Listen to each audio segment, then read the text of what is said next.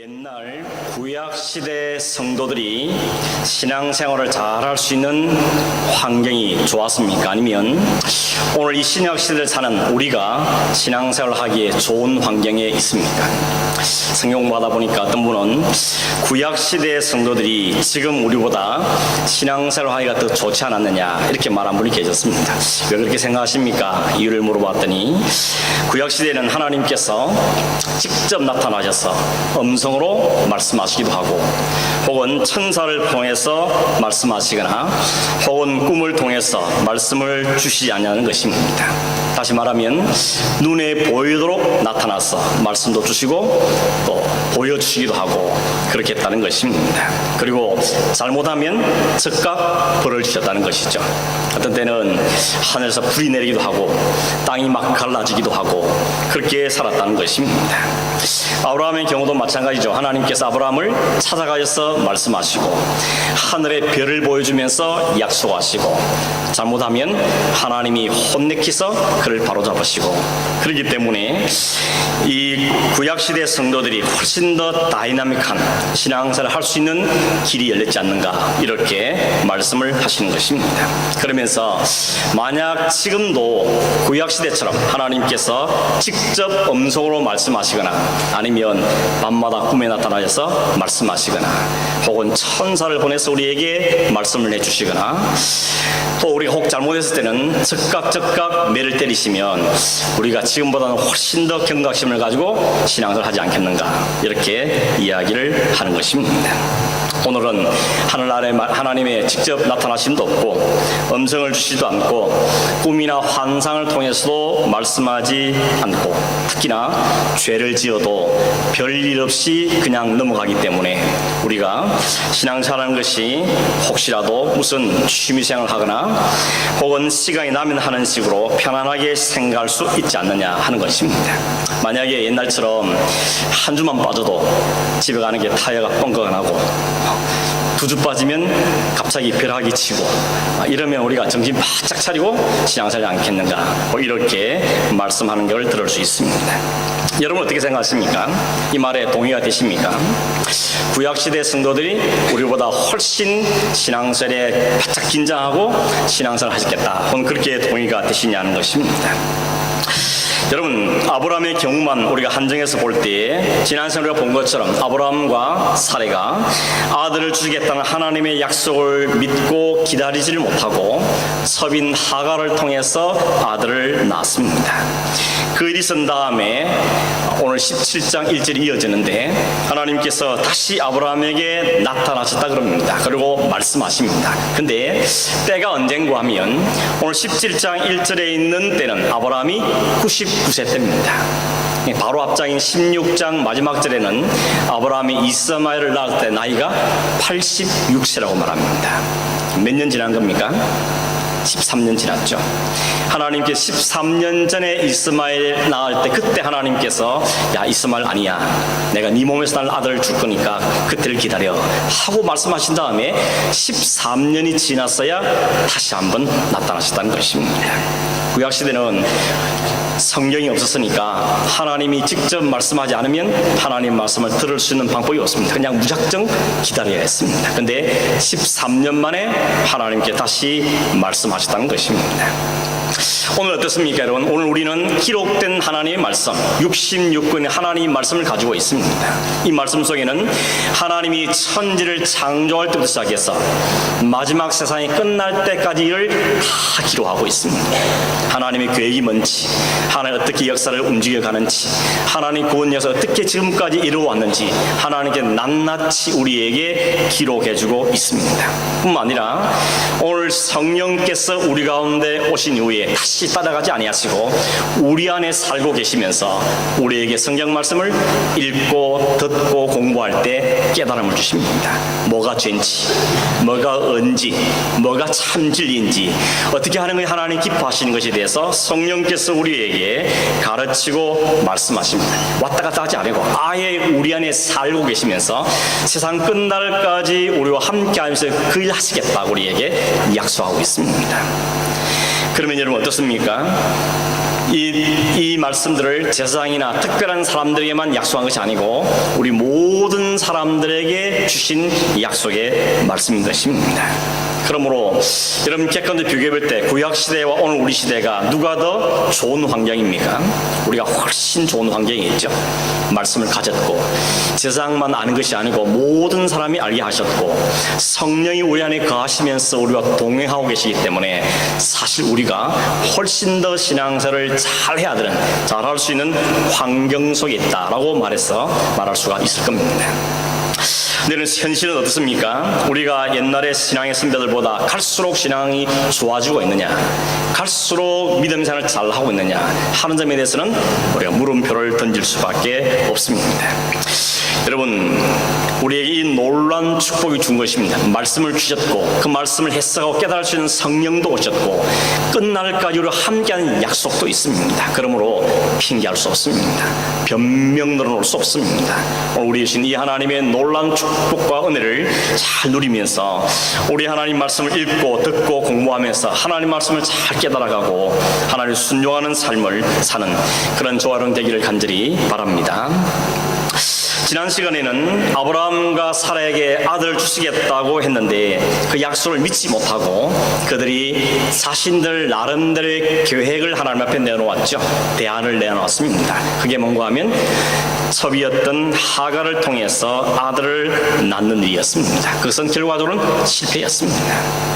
그 사건을 또 우리가 배운 게 뭔가 하면 인간들이 내어놓는다는 것은 다 보니까 죄악투성이고 실패투성이라는 것입니다.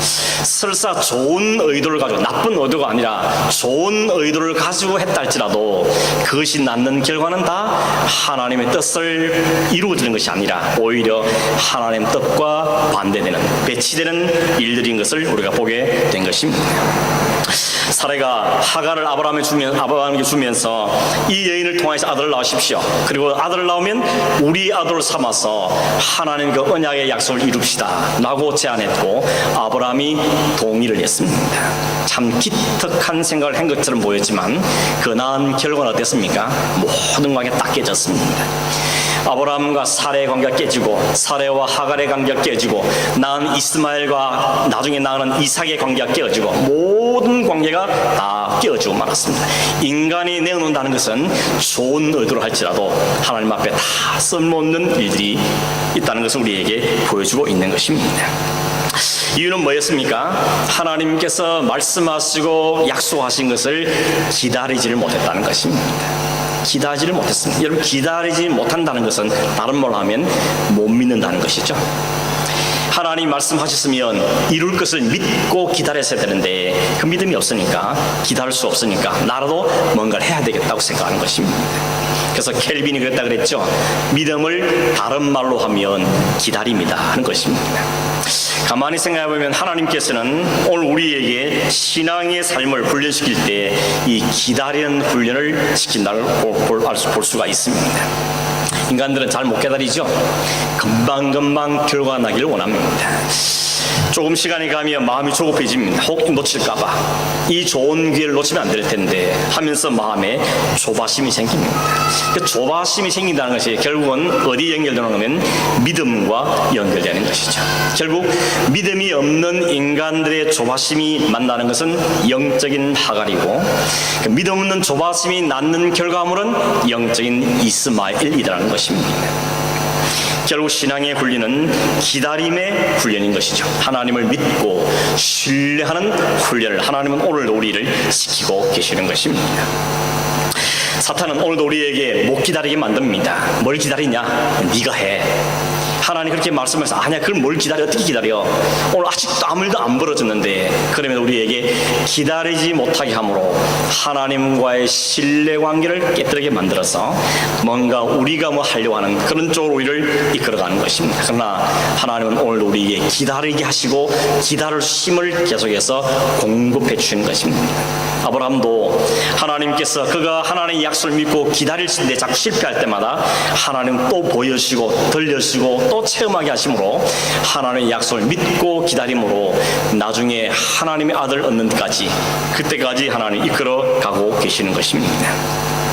제가 어제 새벽에 말씀을 드렸는데 선로 역정에 보면 크리스찬이 인도를 받아서 방마다 이렇게 다니는데 하루 어느 방에 들어가 봤더니 벽난로가 있고 벽난로에 불이 타고 있었습니다.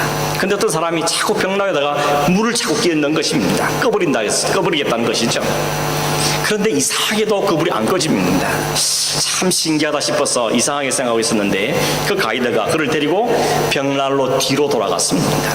돌아가 보니까 누군가가 그 뒤에서 벽난로에다가 기름을 계속 붓고 있더라는 것입니다. 그러니 물로 아무리 갖다 부어도 기름이 계속 공급되고 있으니까 그 불이 꺼지지를 않더라는 것입니다. 그걸 가지고 설명해 주기를 악한 사탄은 오늘도 계속해서 우리 마음속에 의심에 불신에 기다리지 못하는 이런 걸 물을 자꾸 끼얹어서 우리로 하여금 하나님과 관계를 깨뜨리려고 하는데 하나님께서는 성령을 통하여서 우리 안에 계속적으로 기름 부으셔서 우리를 그렇게 보호하시고 이끌어 가신다는 것입니다. 그게 하나님께서 하신 일이라는 것이죠. 그러므로 그 하나님을 꼭 붙잡고 신뢰하면 우리 어떤 상황에서도 기다려졌을 터인데 문제는 우리가 자꾸 환경과 여러 가지 요소 때문에 믿음이 흔들리는 경우가 많다는 것입니다. 그래서 하나님 우리에게 기다릴 수 있도록 하나님을 전적으로 신뢰할 수 있도록 우리를 계속해서 훈련시키고 또 믿음을 넣어주시고 또 훈련시키고 또 믿음을 넣으시고 그래서 마지막까지 우리를 이끌어가고 계시는 것입니다.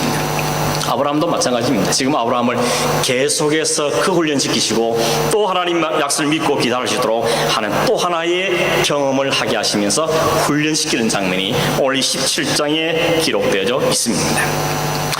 1절에 아브라함이 하나님 나타나실 때가 99세라 그랬죠.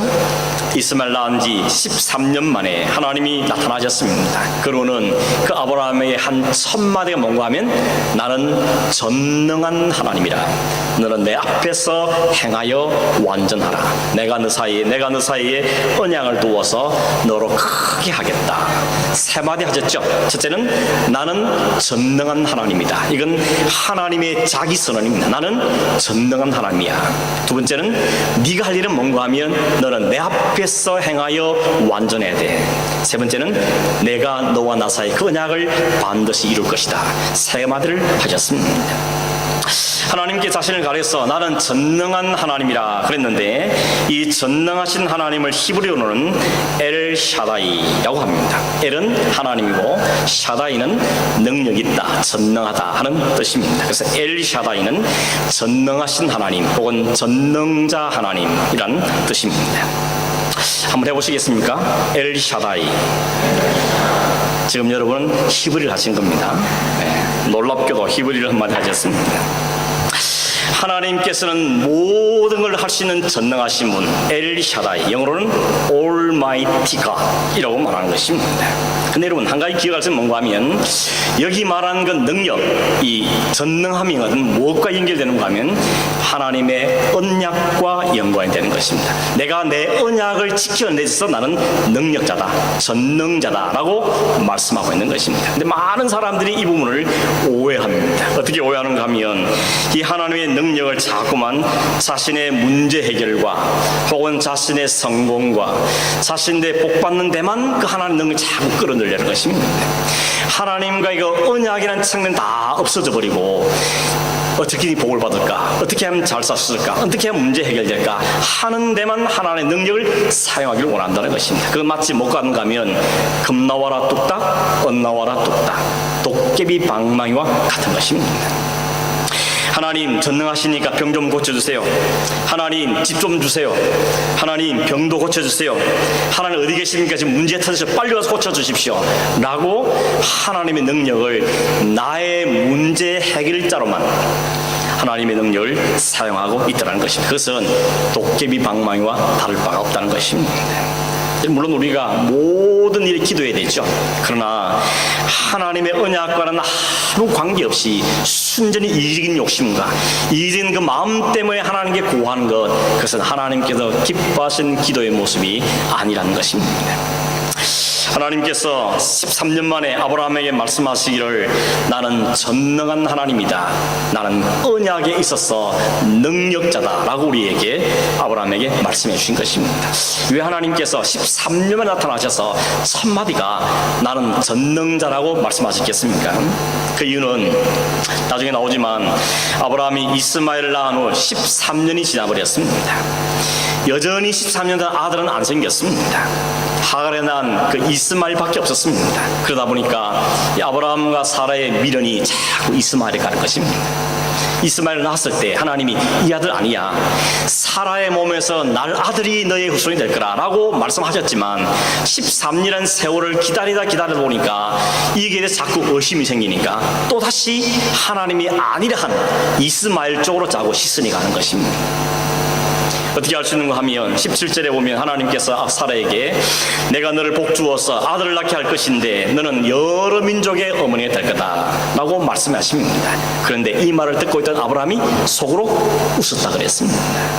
그런 속으로 웃으면서 뭐라고 했는가 하면 100세나 되는 사람이 어떻게 아들 낳습니까?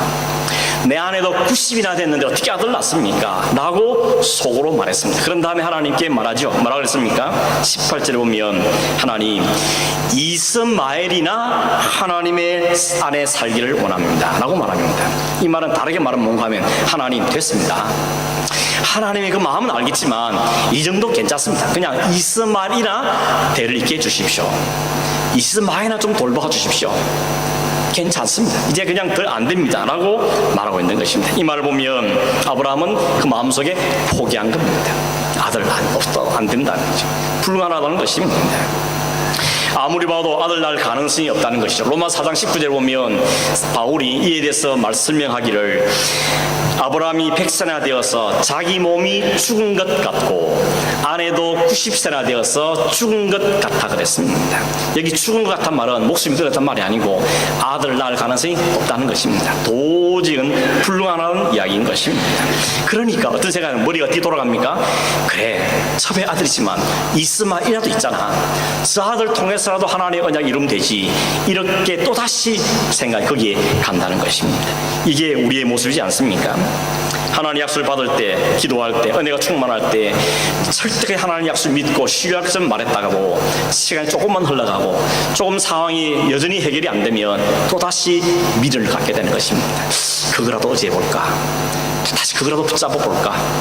하나님 아니란 마음을 확실히 주시긴 했지만 혹시 열지 모르니까 그거라도 붙잡을까? 지푸라지 붙잡는 심장으로 그렇게 하는 경우들이 많은 것입니다. 여러분, 아브라함의 행동에 대해서 어떤 분은 이렇게 생각하고 있습니다. 어떻게 믿음의 조상이 그럴 수 있냐?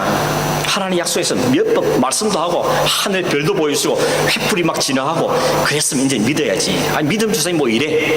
이렇게 생각하는 분도 계실 것이고 어떤 분은 아니 13년을 기다렸잖아. 아니 도합하면 벌써 몇 년째야? 25년째 기다리고 있는데 이럴 만도 하지 라고 아브라함을 이해하는 사람도 생길 겁니다. 사실 우리도 잘 못 기다리지 않습니까?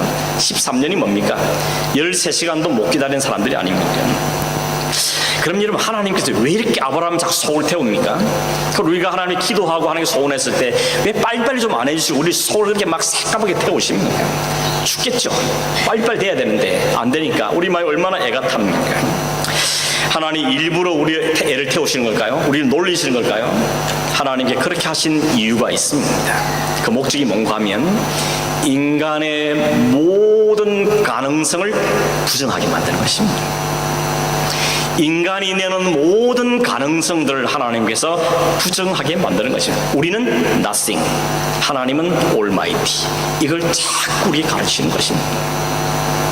하나님께서 여전히 자신의 무엇으로 하나님의 약속을 이루려는 그 아브라함에게 또다시 교육시키고 있는 것입니다. 너는 아무것도 아니고 내가 전능자다. 그걸 하나님이 가르치는 것입니다. 오직 하나님만이 전능자라는 것, 하나님만이 엘샤다이라는 것, 이것을 아브라함에 또다시 가르치고 계시는 것입니다. 이런 말이 있습니다. 인간의 끝이 하나님의 시작이다. 인간이 완전히 절망하고 인간이 완전히 항복할 때 비로소 하나님은 시작하신다는 것입니다. 그때까지 기다리신다는 것이죠. 하나님의 역사는 비로소 인간이 두 손 두 발 다 들고 항복하며 하나님이 하셔야 되겠습니다. 하나님만이 능력자입니다 라고 말할 때 이제 알았냐? 내가 한다 봐라 라고 하나님께서는 역사를 시작한다는 말이 있는 것입니다. 그런데 오늘도 하나님 앞에서 여전히 자기 자존심을 꺾지 않는 죄인들은 계속해서 자신의 지혜나 자신의 능력이나 자신 뭔가를 가지고 뭔가를 해야 한다고 생각하고 뭔가를 할 수 있다고 생각하고 뭔가를 보답해야 된다고 주장합니다. 그런데 이미 우리가 아브라함의 인생을 보았던 것처럼 아브라함 내놓는 것마다 실패였습니다. 인간이 내놓는 것마다 하나님의 마음에 드는 건 없었습니다. 왜 그런가 하면 처음부터 하나님 인간을 만드실 때 인간은 하나님을 전적으로 의지해서 살도록 지음을 받은 것입니다. 하나님께서 해달 모든 걸 제공하시고 공기와 물 모든 걸 제공하시면 하나님 은혜로 사는 존재인 우리에게 말씀해 주셨는데 하나님 은혜가 없어 내가 할 수 있어요 라고 말하는 것은 하나님의 창조의 질서와 어긋나는 것입니다. 사도 바울이 그걸 깨달은 것입니다. 사도 바울도 그랬죠. 참 잘나가는 사람이었습니다. 태어날 때부터 시민권 가졌고 최고의 학문을 배웠고 남다른 열정 있는 사람이었습니다. 다른 사람 비기면 두 번째 가는 서러울 사람이었습니다. 근데 그 사도 바울 하나님 완전히 꺾으시죠. 완전히 죽이셨습니다. 3일 동안 먹지도 마시지도 못하고 보지도 못하도록 완전히 죽이신 다음에 그가 그제서 그 예수 앞에 손들었을 때 하나님 그에게 사명을 주십니다.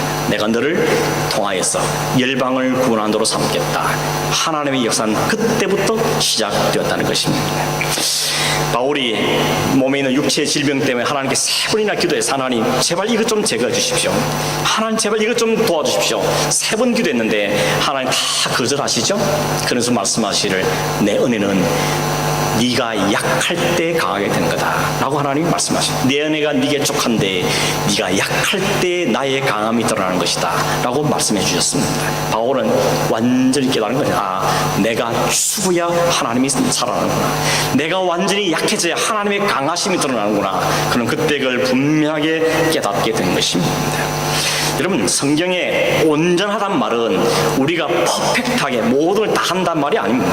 우리는 완전히 주고 그리스도께서 내 안에 사는 그 상태가 온전함인 것입니다.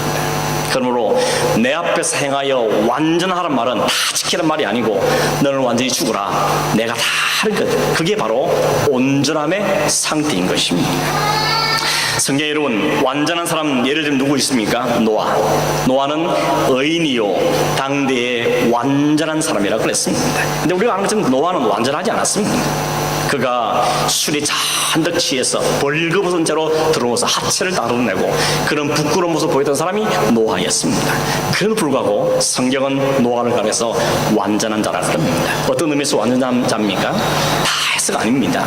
다른 사람이 다 비난하고 조롱할 때 하나님 말씀에 순종해서 그냥 뚝딱뚝딱 방주를 지었던 자기를 다 포기하고 비난 속에서도 하나님 말씀을 의지하고 방주를 산속에 지었던 그 사람, 그걸 가리켜서 하나님은 온전하다, 완전하다고 말씀하고 있는 것입니다.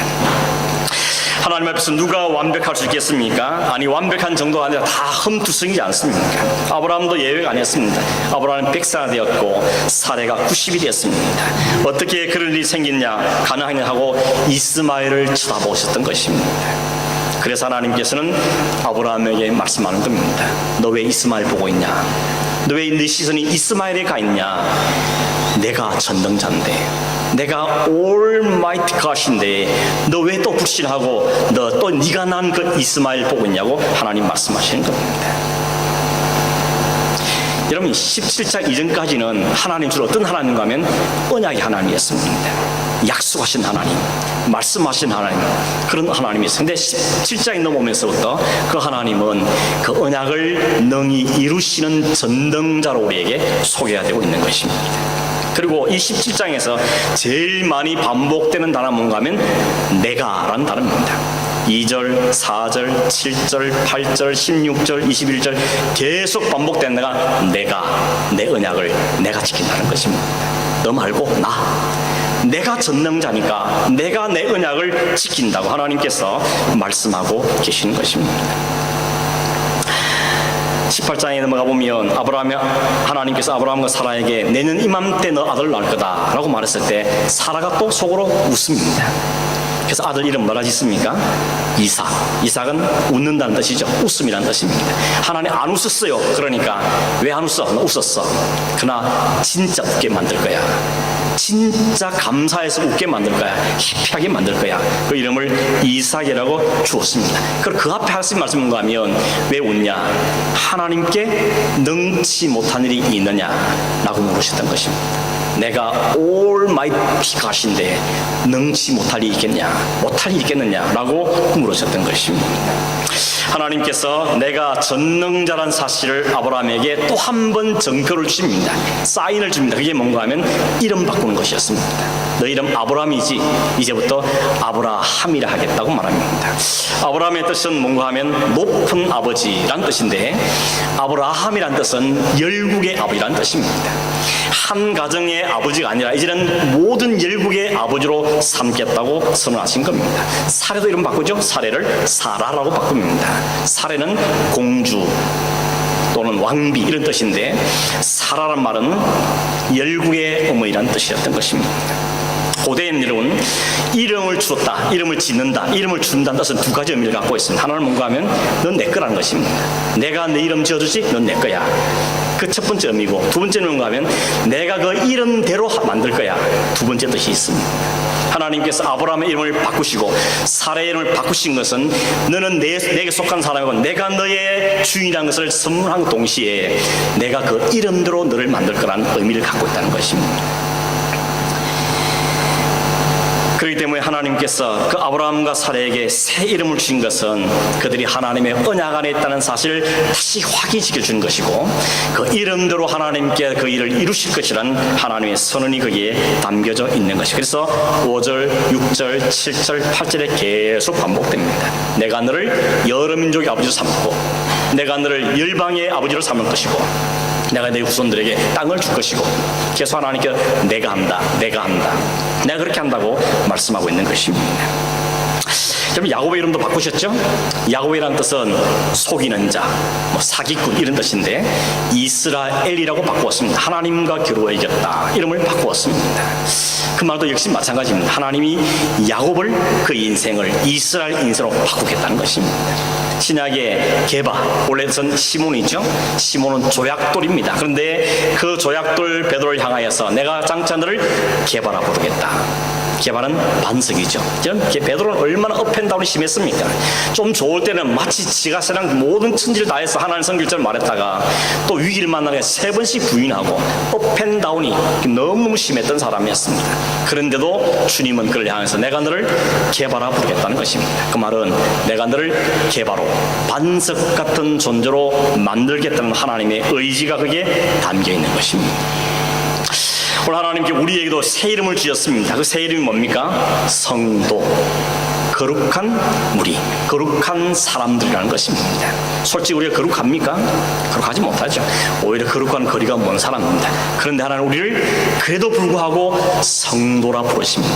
그 문제 많은 고린도 교회를 향해서도 하나님께 부르받은 성도들에게 성도라 부릅니다. 그 말은 내가 너희를 성도로 만들어 가겠다는 것입니다. 여전히 부족하지만 하나님이 의지를 가지고 너희를 거룩한 하나님의 백성들로 만들어 가겠다는 뜻을 가지고 하나님 우리에게 성도란 이름을 우리에게 허락해 주신 것입니다. 이게 왜 가능합니까? 엘샤다이니까, 하나님이 전능하신 분이니까 하나님을 선포하실 뿐 아니라 그 일을 만들어내신 것입니다. 오늘 우리는 그렇게 빚어져가는, 그렇게 만들어가는 사람들인 것입니다. 그러면 우리가 할 일은 뭡니까? 하나님께 아브라함에게 뭘 요구하셨습니까? 나는 전능자다. 그 다음 뭐라고 했습니까? 너는 내 앞에서 행하라고 말씀하십니다. 영어 성경에는 walk before me, 내 앞에서 걸어가라는 것입니다. 원래 이 말은 고대에 왕 앞에 신하가 충성을 맹세할 때 너 딴 데 쳐다보지 말고 내 앞에서 내 길만 가, 그렇게 할 때 사용했던 말이었습니다. 내 시선에 벗어나지 말라는 것입니다. 오직 나만 바라보고 내 시선에서 벗어나지 말고 내 뜻 앞에 서 있고 내 앞에서 떠나지 말라는 말을 할 때 완전한 순종을 의미하는 것입니다.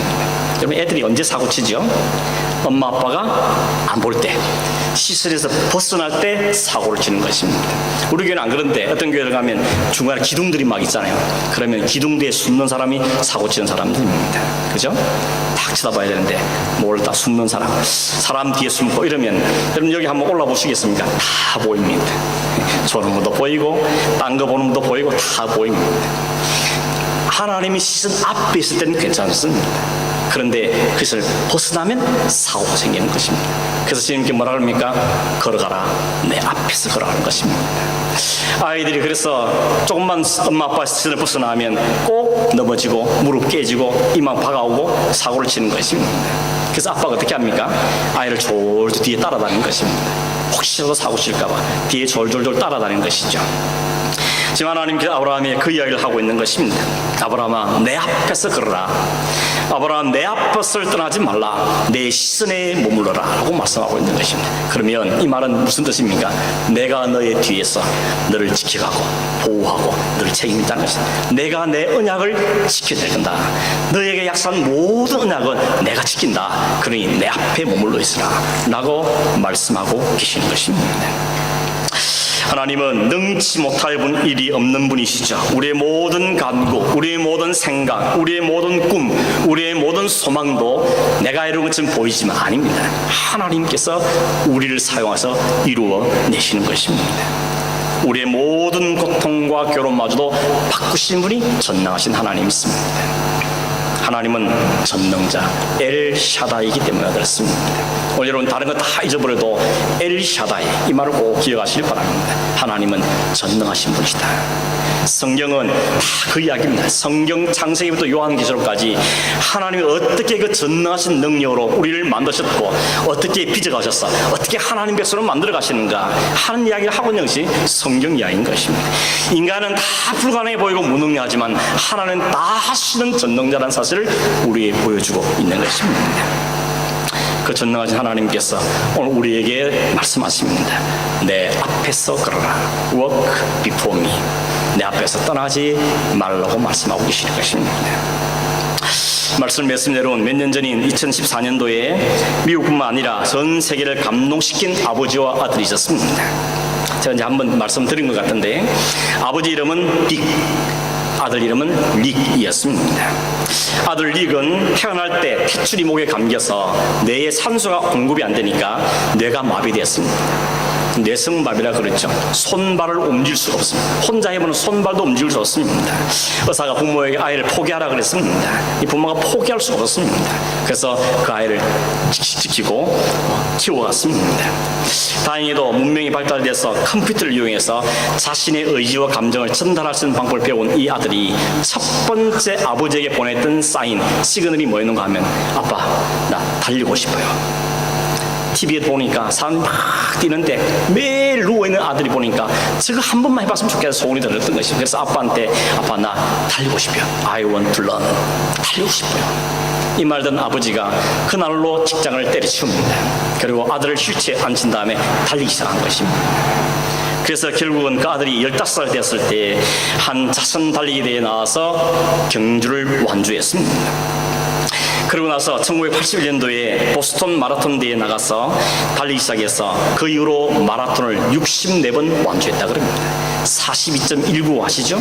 42.19를 64번이나 완주했다는 것입니다. 이 아들이 그 하고 나니까 마라톤 시작한 지 4년 지난 다음에, 아빠 다른 꿈이 생겼어요. 뭔데? 철인 3종 경기에 나가고 싶어요. 그때 아빠는 수영도 못했습니다.